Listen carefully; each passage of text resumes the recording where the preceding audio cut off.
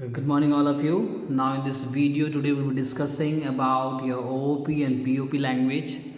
Okay. In the previous videos we've discussed about programming language and translators. We discussed what what is a programming language and what does a translator do. All these things we have learned, okay, in the previous videos. We understood that Java, basically which we're learning in this whole 2 year syllabus, is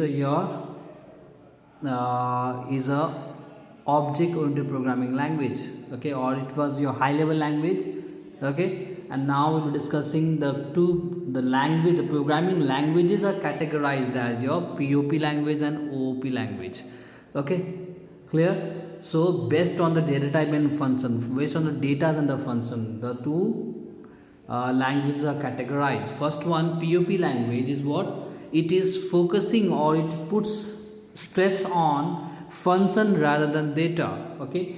If a program when we write, they contain data and function. There are two parts of a program: what data you are giving and what are the functions which you are using.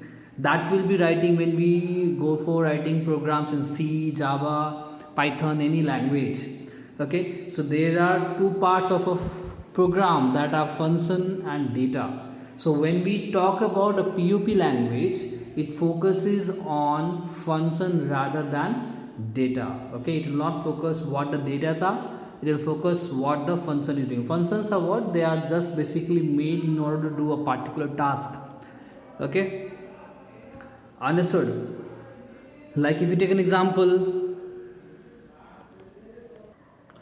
okay, here we take an example, let's say a car as an example, okay. If we make a program card, and if we write the color of the car, the shape of the car, the number of wheels it will have, they are the data of the car. Whereas car, what it can do, it can run, yes or no. So that is a function. So functions are what, basically those are your which will be designed for doing a specific task, okay. In a program, when a method is used to design to make to do a specific task, they are called as function, and the ingredients for that class, or the attributes to that class, to the program, are called as data, okay. Like car, for a car it will have some color, it will have some shape, it will have some number of, it can also have a name, clear all of you. So these are called datas, and the work which it does by the method, they are called as function,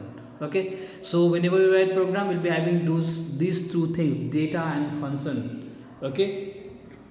Now in this POP and OOP language, if we see the POP language, it put stress on data, function rather than data. It will put focus on the function, what function which we are using, it will put focus on that, okay. And the data it will ignore. Whereas OOP language put stress on data rather than function. Understood all of you? This is the key difference between POP and OOP language. Now few more points we have. We can write the example in the third point. The third point, the example, the POP languages which we have, like Logo and Basic, which is to write the small languages, programming language which we use. There are Basic, Logo, all these are C language also is an example for your POP language. So Java, C++, all these example of your OOP language, clear.